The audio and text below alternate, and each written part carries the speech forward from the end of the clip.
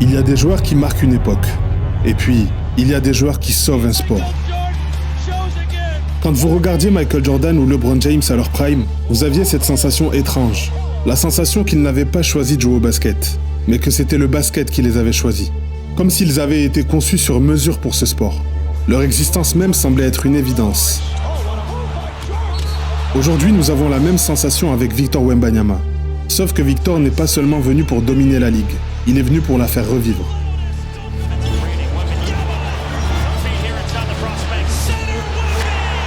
Pendant des années, on a vu la NBA se transformer sous nos yeux.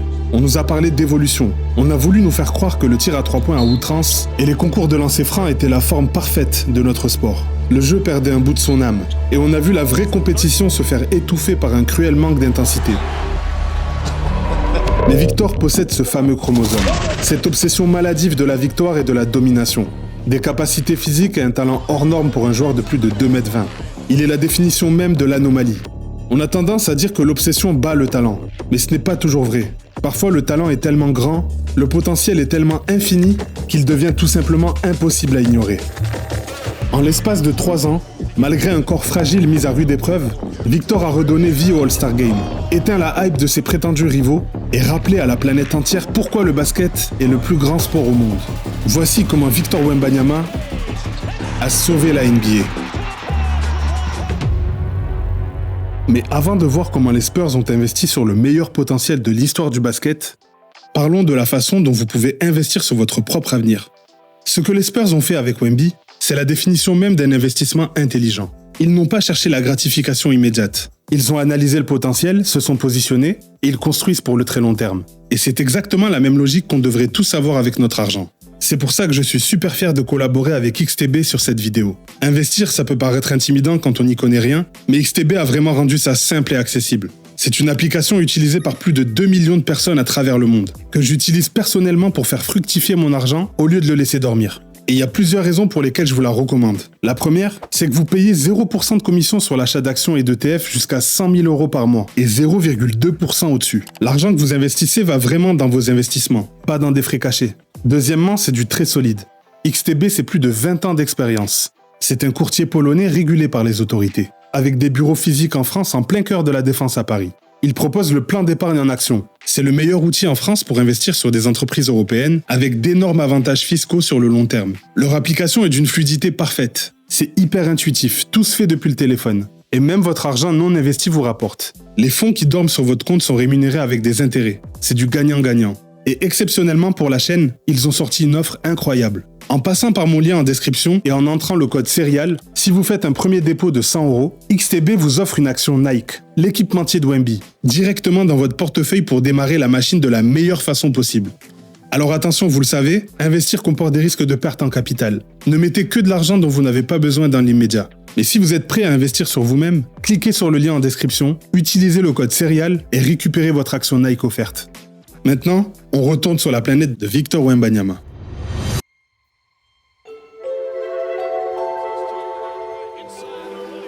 À quoi sert un potentiel infini si le corps n'arrive pas à suivre le rythme? C'est la réalité cruelle du sport de haut niveau. On dit que le travail acharné mène au succès, mais on refuse souvent de regarder la vérité en face. Le sport, c'est aussi une part de chance. La génétique a ses propres limites. Plus vous êtes grand, plus vos articulations sont mises à rude épreuve. Regardez des joueurs comme Yao Ming, Greg Oden ou encore Derrick Rose. Des talents purs foudroyés en plein vol par des blessures. Et l'année dernière, la NBA tout entière a retenu son souffle. Hier, cette très mauvaise nouvelle, la fin de saison, la fin de la deuxième saison en NBA pour Victor Wembanyama. Ils ont annoncé qu'il avait reçu un diagnostic de thrombose veineuse profonde à l'épaule droite. C'est exactement la même blessure qui a forcé le Hall of Famer Chris Bosh à prendre sa retraite à seulement 31 ans. À cet instant précis, la Ligue a bien failli perdre le phénomène auquel on assiste aujourd'hui. Pendant des mois, le prodige français a disparu des radars et l'angoisse a rongé les fans. Était-il trop grand, trop fragile? Il y a un dicton qu'on dit souvent en NBA.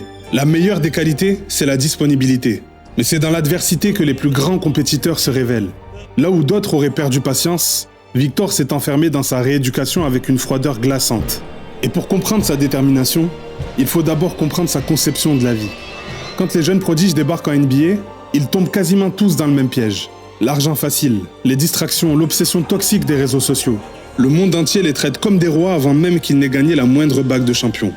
Mais Victor a choisi une autre voie, la discipline absolue. Pour déjouer la fatalité des blessures, il travaille chaque fibre de son corps avec une précision d'horloger.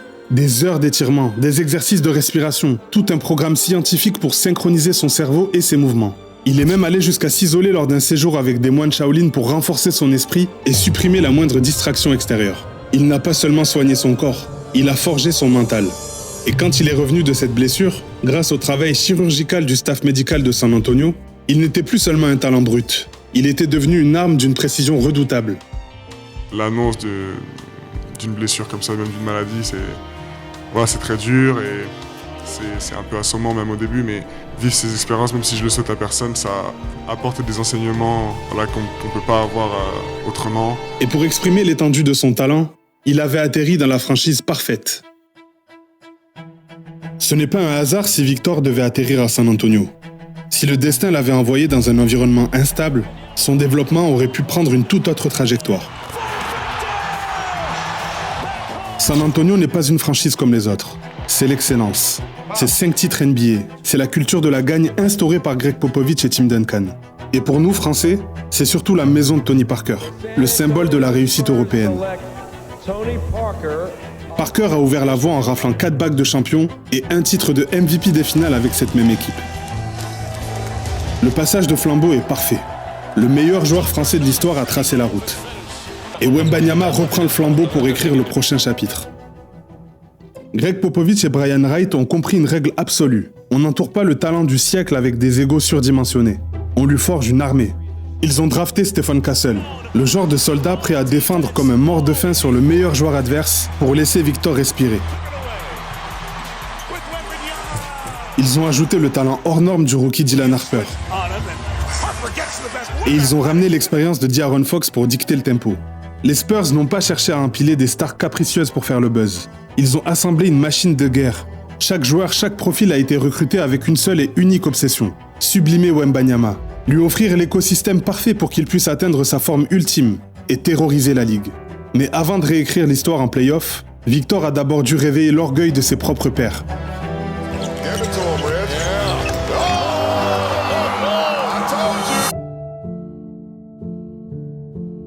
Pour comprendre l'impact mental de Wembanyama sur la NBA, il faut revenir sur le déclin du All-Star Game. Jadis, c'était un match incontournable. L'arène où les meilleurs joueurs du monde se mesuraient vraiment. En 93, 23 millions de personnes regardaient Michael Jordan refuser de perdre face à Karl Malone. En 2003, un match en double prolongation parce que Kobe refusait de laisser Jordan s'imposer face à lui. Et puis, cet esprit de compétition a disparu. Avec l'envolée des salaires et des contrats télévisés, la prudence a pris le dessus. L'excuse officielle, on ne veut pas se blesser. Une justification difficile à entendre, quand on sait que la dernière vraie blessure dans cet événement remonte à 2012, quand Dwayne Wade a cassé le nez de Kobe, et que Kobe avait adoré ça.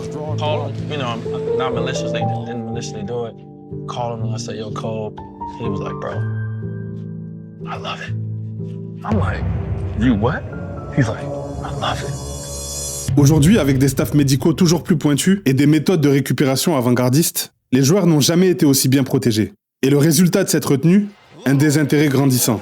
En 2024, la conférence Est a inscrit 211 points dans un match sans la moindre intensité défensive. La Ligue était devenue la risée du monde du sport. Face à la chute libre des audiences, la NBA a tenté le format de la dernière chance. Team USA contre le reste du monde. Sur le papier, un duel épique. Mais dans les faits, plusieurs cadres de l'équipe du monde, dont Jokic et Luka, étaient blessés ou limités en minutes. La jeune garde américaine pensait donc disputer un match simple amical de plus. Mais il n'avait pas prévu ce qui allait se passer. Dès la première possession, Victor a posé les bases. Un contre autoritaire suivi d'un sprint de l'autre côté du terrain pour finir l'action. Il s'est mis à courir, à contester les tirs, traitant ce match de gala avec une intensité réelle. En voyant un joueur de cette envergure se donner autant en défense, les autres stars ont dû réagir par fierté. Le rythme a changé. Kawhi Leonard s'est mis à jouer sérieusement. Anthony Edwards a resserré sa défense. Et le match s'est littéralement transformé. in terms of you said that Wemby pretty much set the stage. Yeah, he set the tone, and it was definitely competitive with all three teams. I feel like the old heads played hard too. They was playing real good defense. But yeah, he set the tone, man. It woke me up for sure. En l'espace de quelques minutes, Victor Wembanyama a fait plus pour sauver le All-Star Game que la NBA en 10 ans. From Ant saying you set the tone. Le match a attiré près de 9 millions de téléspectateurs. What we've been asking for. Effort. Un record depuis 2011. C'était une déclaration de guerre à toute la culture de la complaisance en NBA. You had Wemby that set the tone. You had Ant-Man that won MVP. Kawhi Leonard exploded for 31 points. The cookies and milk. En une soirée, il a relancé l'intérêt du All-Star Game. Rappelé aux superstars présentes qu'ils étaient d'abord là pour jouer au basket et honorer la compétition. Et cette même intensité, cette même rage de vaincre, il allait bientôt l'abattre sur les champions en titre.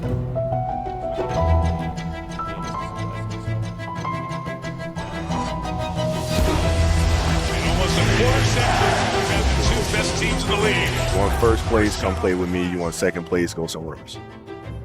Victor partage la même mentalité que les plus grands compétiteurs de l'histoire du basket. Et cette saison, cette détermination s'est heurtée à l'armada la plus redoutable de la NBA, le Thunder d'Oklahoma City, les champions en titre, menés par le double MVP de la ligue, Shai Gilgeous-Alexander. Il représentait tout ce que Wembanyama haïssait, une équipe programmée pour hacker le basket, provoquer des fautes, isoler, ralentir, flopper. Un basket qui n'a jamais vraiment fait l'unanimité chez les puristes. Et au cœur de ce système se trouvait le mensonge le plus audacieux de la décennie, Chet Holmgren, que les observateurs américains avaient désigné comme le grand rival de Victor. Pendant plusieurs années, on a tenté de nous vendre cette rivalité persuadé qu'il était l'antidote au virus Wemby. Mais en plein cœur des finales de conférence Ouest, la différence de niveau a explosé aux yeux de tous. Victor a regardé ce système dans les yeux. Et il l'a fait dérailler. Cette série a été une véritable démonstration de force. L'impact défensif de Wembanyama a été si imposant qu'il a paralysé les schémas habituels de OKC. Shai Gilgeous-Alexander s'est battu avec le talent d'un double MVP, mais il s'est retrouvé trop seul, étouffé par le pressing infernal de Stephen Castle. Mais le fait le plus marquant de cette série concerne Chet Holmgren. Game 7, le match le plus important de l'année pour le Thunder. Et sur l'ensemble de ce match décisif, il n'a pris seulement que 2 tirs. 0 tir tenté en deuxième mi-temps. C'est l'histoire d'un joueur dont l'impact a été simplement brisé par la présence écrasante de Victor dans la raquette. Wemby a imposé un tel défi physique et mental que le fameux rival générationnel est devenu le simple spectateur de sa propre exécution. Victor n'a pas seulement remporté la série face à OKC, il a mis un stop au modèle ultra-analytique du Thunder, éliminé les champions en titre et clos le débat sur cette prétendue rivalité. Les Spurs de San Antonio, avec leur noyau de jeunes talents, ont rappelé à toute la ligue que l'intensité défensive et le vrai basket collectif pouvaient encore triompher. Et si la NBA est prévenue, c'est le monde du basket qui doit désormais ajuster ses plans. Parce que ce joueur, désormais l'une des forces les plus dominantes de la planète, ne représente pas Team USA, mais porte le maillot tricolore. Rappelez-vous lors des derniers Jeux Olympiques, on est passé à un souffle de faire tomber l'armada américaine. Pendant des décennies, Team USA a pu compter sur une profondeur de talent inouïe pour asseoir sa domination. Mais la donne internationale a basculé. Aujourd'hui, ce n'est plus un hasard, c'est une réalité. Les plus grands joueurs de la planète ne viennent plus forcément des États-Unis. La NBA est devenue un terrain de jeu européen. Et le constat cette saison est sans appel. Les 3 favoris pour le titre de MVP, SGA, Jokic et Wemby, ne sont pas américains. Mais si Jokic et Antetokounmpo ont prouvé qu'un Européen pouvait être MVP, tout comme Dirk Nowitzki, Victor lui apporte une autre dimension. Avec Victor Wembanyama comme leader incontesté, l'équipe de France s'impose comme une véritable puissance mondiale capable de regarder les Américains droit dans les yeux. Il a ramené la France au sommet avec une identité unique. Là où les autres nations misent sur un leader offensif, la France a construit un véritable cauchemar défensif. L'association entre Victor et Rudy Gobert, ce n'est plus une simple raquette, c'est un mur infranchissable. Une équipe au profil physique et tactique effrayante pour ses adversaires. Désormais, chaque nation qui jouera contre les Bleus ne se demandera plus comment jouer, mais comment survivre. L'avenir des compétitions internationales promet des affrontements légendaires, et l'ère de la terreur tricolore ne fait que commencer. Aujourd'hui, l'avenir de la NBA est sous nos yeux. Victor n'est pas seulement défini par sa taille, son envergure ou sa mobilité. Il a traversé l'épreuve des blessures avec discipline, relancé l'attrait du All-Star Game par sa seule détermination. Il a, avec les Spurs, trouvé la faille du système ultra calculé d'Oklahoma City. On dit que la grandeur s'écrit avec le temps, mais parfois, le temps n'a pas d'emprise sur l'anomalie. Défenseur de l'année, top 3 pour le titre de MVP. En finale NBA à seulement 22 ans. Victor Wembanyama n'est plus une simple promesse d'avenir. Il est le visage incontesté du basketball. Il est ce joueur pour lequel on se réveille à 3h du matin, impatient de voir comment il va dominer ses adversaires sur le parquet. Il a ramené la mentalité des plus grands compétiteurs, logé dans un corps d'alien unique dans l'histoire du basket. Et il vient de rappeler à tous les joueurs NBA, à tous les fans et à la planète entière pourquoi le basketball est le plus grand sport au monde. Il a redonné une véritable âme à la compétition en NBA. Il est l'anomalie, il est l'élu. Et croyez-moi, ce n'est que le début.